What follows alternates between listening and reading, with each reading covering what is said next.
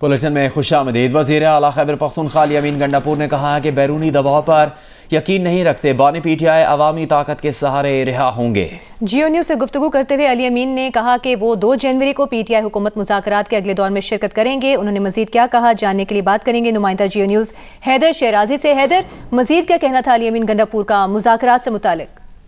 जी, opposition और हुकूमती मुज़ाकरात से मुतल्लिक अली अमीन ने वज़ीर आला खैबर पख्तूनख्वा ने जियो न्यूज़ के सवालों पर रद्द अमल देते हुए उन्होंने कहा कि वो मुज़ाकराती कमेटी में शामिल होंगे और बानी पीटीआई जो कर रहे हैं वो पाकिस्तान की खातिर कर रहे हैं। उनसे पूछा गया कि ये मुज़ाकराती अमल कितना सूदमंद होगा, क्या इसका फायदा रियासत को होगा, तो उन्होंने कहा कि पाकिस्तान की खातिर हम फॉर्म 47 की हुकूमत के साथ बैठने पर रजामंद हुए हैं और बानी पीटीआई ने पाकिस्तान के मुस्तकबिल की वजह से कमेटी बनाई और उनने अपनी जात के बजाय पाकिस्तान के मुस्तकबिल का सोचा। उनसे पूछा गया कि बानी की रहाई बैरूनी प्रेशर से क्या होनी चाहिए या बैरूनी मुदाखलत को पीटीआई को ऑन करना चाहिए, तो उस पर उनका कहना था कि हमें अल्लाह ताला की जात पर यकीन है और अवामी ताकत के सहारे ही बानी की रहाई होगी। उन्होंने मजीद कहा कि बैरूनी दबाव पर यकीन नहीं रखते और सिर्फ अल्लाह की जात पर यकीन है, जबकि इतनी बड़ी जमात। हैदर शहराजी, दीगर तहरीक इंसाफ के रहनुमाओं का क्या मौक़िफ़ है, क्या तैयारी की गई है 2 जनवरी के मुज़ाकराती मुलाकात के लिए? जी, 2 जनवरी के मुज़ाकरात के हवाले से मुज़ाकराती कमेटी की मुशावरत जारी है और 2 मुतालबात, बड़े मुतालबात हैं जिनको हुकूमत के सामने रखा जाएगा, जिसमें पहला मुतालबा ये कि 26 नवंबर और 9 मई पर जुडिशल कमीशन का क़याम अमल में लाया जाए और दूसरा बानी पीटीआई समेत जितने भी सियासी कारकुन हैं उनकी रहाई होनी चाहिए। जी, ये 2 मुतालबा। बहुत शुक्रिया हैदर शहराजी। अलीमा खान ने कहा है कि बानी पीटीआई ने किसी डील के तहत रिहाई से इनकार किया है, वो केसेस का सामना करेंगे। बानी पीटीआई ने कहा है कि उनसे बातचीत से पहले सियासी कैदियों की रिहाई और 9 मई वाक़े की तहकीकात के लिए जुडिशल कमीशन की मुतालबात पर अमल किया जाए। आगे के लिए जो इमरान खान का जो लाएमल है वो सिर्फ ये 2 बातें हैं। उन्होंने फिर से रिपीट किया है, पीटीआई की टीम कोई हुकूमती टीम के साथ मुज़ाकरात करने लगी है। वो नवाज शरीफ और जरदारी से नहीं अप्रूवल ले ले, जहाँ से उनको अप्रूवल आना है वो बता दें उनको क्या चाहिए। हमारे 2 ये मुतालबात हैं कि जुडिशल कमीशन बनाएं और ये बेगुनाह लोग जो आपने जेलों में भरे हुए इनको रिहा करें। जब इनको रिहा कर देंगे फिर आपने अगर बात करनी होगी मेरे से बात करें। जब इमरान खान को सज़ा मिलेगी ये केस चला जाएगा हाई कोर्ट में, इसको कई महीने घसीट सकते हैं। फैसला देना हो तो जज दिनों के अंदर दे सकते हैं। इमरान खान ये पूछ रहे हैं जो मैंने जेल काटी है 1.5 साल, मुझे क्या ज़रूरत है कि मैं किसी के साथ डील करके निकलूं। जब मेरे केसेस ख़त्म हो गए हैं तो इस नहज पे आके मैं डील नहीं कोई कर रहा, मैं अपने केसेस का सामना करूंगा। वो बनी गाला हाउस अरेस्ट में नहीं जाएंगे। जिन लोगों ने पार्टी छोड़ दी उनको कैसे आपने इन केसेस से माफ़ कर दिया? जिला कुरम की सूरत हाल पर कोहाट में ग्रैंड अमन जरगा कल सुबह 11 बजे तलब कर लिया गया है। जरगा मेंबर साजिद तूरी का कहना है कि 2 रोज़ पहले एक फरीक ने तहफ़्फ़ुज़ात पर 2 दिन की मोहलत मांगी थी, जिसके बाद जरगा कल होगा। कबायली रहनुमा हाजी सलीम का कहना है कि जरगे में शिरकत से पहले कबाइल से मशावरत जारी है। उन्होंने कहा कि कबाइल का मुतालिबात के हक में बगन में भी धरना जारी है। जिला इंतजामिया का कहना है कि फायरिंग के वाक़यात के बायस सिक्योरिटी की सूरत हाल को काबू में रखने के लिए रास्ते बंद किए गए हैं। ज़राए का मजीद कहना है कि कल के जरगे में फरीकैन के दरमियान मुआहिदा तय पाए जाने का इम्कान है। मुशीर इत्तलात खैबर पख्तूनख्वा बैरिस्टर सैफ का कहना है कि फरीकैन में उमूमी इत्तफाक राय हो चुका है। मुआहिदे में बंकर्स के खात्मे और फरीकैन की भारी असलहे से दस्तबरदारी शामिल है। टल पारा चनार रोड पर नकलो हरकत कॉन्वाय की सूरत में होगी। दहशतगर्दी का वाक़या होने की सूरत में सिर्फ हुकूमत कार्रवाई करेगी। तकरीबन 3 माह से टल पारा चनार शाहराह बंद होने की वजह से पारा चनार में ग़िज़ा और दवाओं की कमी है और इसी वजह से हालात इंतहाई तशवीशनाक है। रास्ते की बंदिश के खिलाफ पारा चनार में धरना जारी है। इज़हार एकजहती के लिए पेशावर, लाहौर, कराची, झंग, मुल्तान, मुजफ्फराबाद और गिलगित समेत मुख्तलिफ शहरों में भी धरने जारी हैं।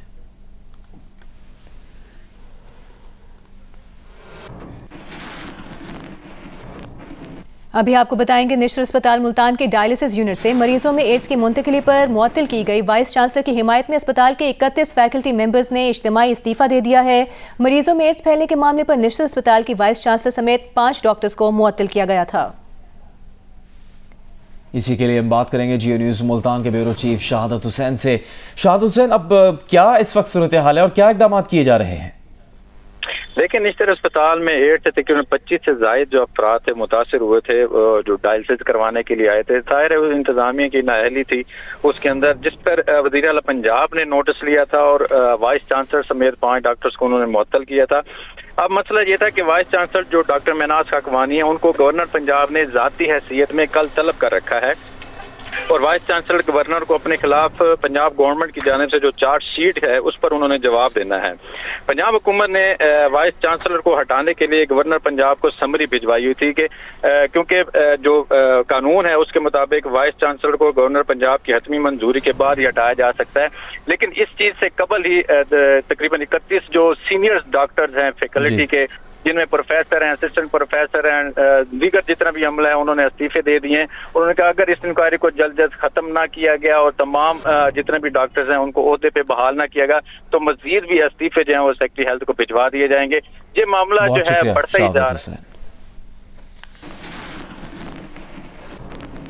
वज़ीर दिफा ख्वाजा आसिफ ने कहा है कि वो मुज़ाकरात के हवाले से अपनी पार्टी के साथ खड़े हैं। देखने वाली बात यह है कि 15 दिनों में ऐसी क्या बात हो गई कि जो शख्स हमसे हाथ मिलाने से इनकारी था अब बात करने के लिए तैयार हो गया है। जियो न्यूज़ के प्रोग्राम आज शाहजेब खानजादा के साथ में बात करते हुए ख्वाजा आसिफ ने कहा कि बानी PTI को तालिबान की वापसी की जिम्मेदारी लेनी चाहिए। बानी PTI ने तालिबान का जो वबाल नाजिल किया, कौम उसका खमियाजा भुगत रही है। ख्वाजा आसिफ ने कहा कि तालिबान के हवाले से बानी PTI के साथ जनरल फैज़ और जनरल बाजवा से भी पूछ लें। देखिए ख्वाजा आसिफ का तफसीली इंटरव्यू आज रात 10 बजे प्रोग्राम आज शाहजेब खानजादा के साथ में। कराची में जारी धरनों के लिए कराची पुलिस चीफ की जानिब से दी जाने वाली डेडलाइन खत्म हो गई। शहर के 10 से ज्यादा मकामात पर ताहाल धरने जारी हैं। राहिल सलमान की रिपोर्ट देखिए। मगरिब से पहले इंशाल्लाह अगर किसी ने किया है 1-2 जगह पे ये हमारी नॉलेज में है वो है तो हम उनको बिल्कुल क्लियर कर देंगे। अफसरान को भी ये इंस्ट्रक्शन मिल चुकी हैं और इंशाल्लाह इस पे हम अभी सख्ती करेंगे। कराची के शहरियों की परेशानी में कमी न आ सकी। कराची पुलिस चीफ की मुजाहिरीन को दी गई मगरिब तक सड़कें खाली करने की डेडलाइन भी गुजर गई। शहर में अब भी 10 से ज्यादा मकामात पर धरना जारी है। रहनुमा MWM हसन जफर नकवी का कहना है कि जब तक पारा चनार में धरना खत्म नहीं होगा कराची में भी धरना जारी रहेगा। हम एक तरफ बैठे, चारों तरफ ट्रैफिक चल रहा है, तमाम धरनों का यही हाल है। 1-2 जगह प्रॉब्लम आई थी, हमने सॉल्व की है, जहाँ है वो भी सॉल्व कर रहे हैं और मैं इंतज़ामिया से अपील कर रहा हूँ कि भाई आप हमारे साथ ताउन करो। और ये मुल्क गिर हमारा एहतजाज जो है ये बिल्कुल जारी है अल्लामा नासिर अब्बास जाफरी साहब की अपील पर, और हमने अपने लोगों से भी अपील कर दी कि सड़कें बंद इसी आप फिर कर रहे हैं, नहीं करनी है। आप एक तरफ बैठिए और एक तरफ की सड़कों को जारी रखिए, सब जारी और सारी और जैसे जारी हैं धरने। कराची में Numaish Chowrangi, Kamran Chowrangi, Jauhar Chowrangi, Jauhar block 19, Safoora Chowrangi, Abul Hasan Isfahani road, 5 star Chowrangi, university road, Surjani town gate, ये फ्लैट्स शारा पाकिस्तान पर, अंचोली और आयशा मंजिल पर ताहाल धरना जारी है। जबकि गुलीमार चौरंगी भी धरने की वजह से बंद है। ट्रैफिक पुलिस के मुताबिक गाड़ियों को मुतबादिल रास्तों से भेजा जा रहा है। कैमरा टीम के साथ राहिल सलमान, जियो न्यूज़, कराची। कराची में धरनों की ताज़ा तरीन सूरत हाल क्या है ये मालूम करने के लिए बात करेंगे नुमाइंदा जियो न्यूज़ राहिल सलमान से। राहिल, मुख्तलिफ सड़कों पर क्या सूरत हाल है इस वक्त धरने के बायस? देखिए धरने उसी तरह से जारी हैं जैसे पहले थे। 12 मकामात पर धरनों का सिलसिला इस वक्त भी जारी है। मेन नुमाइश चौरंगी पर मरकजी धरना है, जबकि इसके अलावा शहर के दीगर इलाकों में यूनिवर्सिटी रोड पर, शारा पाकिस्तान पर और नॉर्थ नाजमात, गोलीमार और दीगर जगहों पर भी इस वक्त धरने जारी हैं।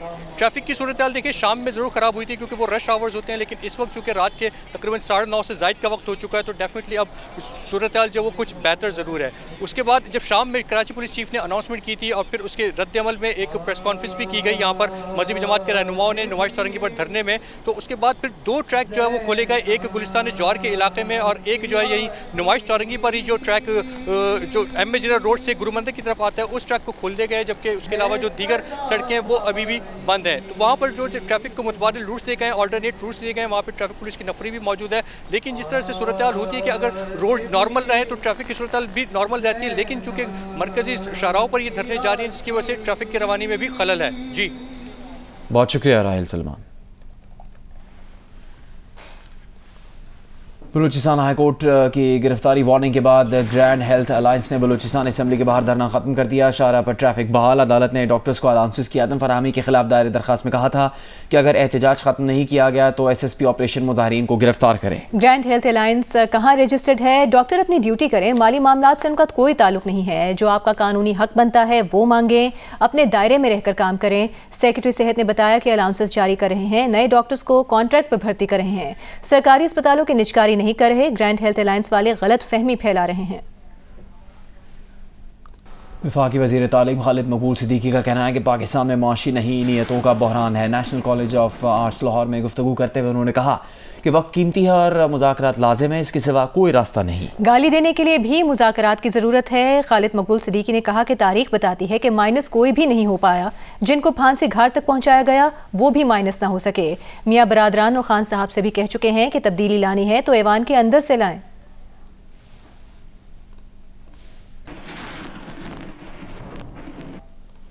अमीर जमात इस्लामी पाकिस्तान हाफिज नईमुर रहमान ने कहा है कि हुक्मरानों को मकबूजा कश्मीर की आज़ादी के लिए अमली इकदाम करना होंगे। ज़रूरत इस बात की है कि कश्मीर के आज़ाद खित्तों को बाइख्तियार बनाकर तहरीक आज़ादी का हकीकी बेस कैंप बनाया जाए। हाफिज नईमुर रहमान ने कहा कि सूबाई हुकूमत आज़ाद कश्मीर और गिलगित बल्तिस्तान के इंतखाबात में मदाखलत से इज्तनाब करें। IBA यूनिवर्सिटी सखर के असिस्टेंट कंट्रोलर इम्तहानात इश्तियाक मेमन के पोस्टमार्टम की इब्तदाई रिपोर्ट में उनके जिस्म पर कोई निशानात नहीं पाए गए। होश में आने वाली एक बहन का कहना है कि उन्होंने रात में पहले हीटर जलाया था, बाद में कोयले भी जलाए थे। रात में किस वक्त गैस कमरे में भर गई, खबर नहीं क्या हुआ। इश्तियाक मेमन की तदफीन शिकारपुर में उनके आबाई गाँव के कब्रिस्तान में कर दी गई है। यासिर फारूकी की रिपोर्ट देखिए। IB यूनिवर्सिटी सखर के असिस्टेंट कंट्रोलर इम्तहानात इश्तियाक मेमन गुज़िश्ता रोज अपने घर में मुर्दा पाए गए, जबकि इनकी 2 बहनें घर में बेहोशी की हालत में मिलीं। इश्तियाक मेमन ने सखर सोसाइटी में 2 माह कबल ही किराए का मकान लिया था।